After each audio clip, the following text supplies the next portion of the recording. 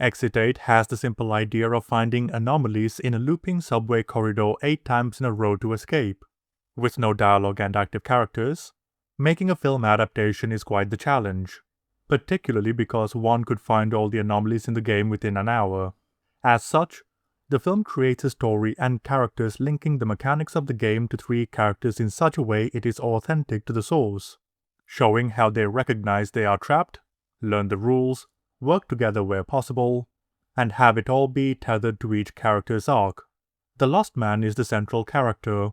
starting from a first-person perspective, mimicking the visual style of the game, narratively setting up his fears and faults in both an overt and subtle manners so they can be addressed through the film till he grows into the version of himself he wishes he could be. Particular points of focus include standing up to the man shouting at the woman with a baby, the fears directed to him through social media, and the prospect of being a father and committing to his former lover.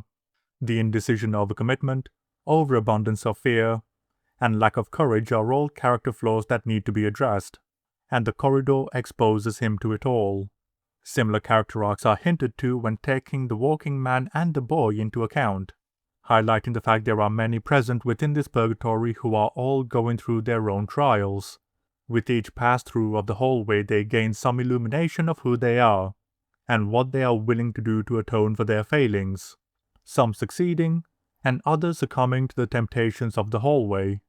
Visually, there is a challenge in ensuring a single location remains interesting over the course of the film.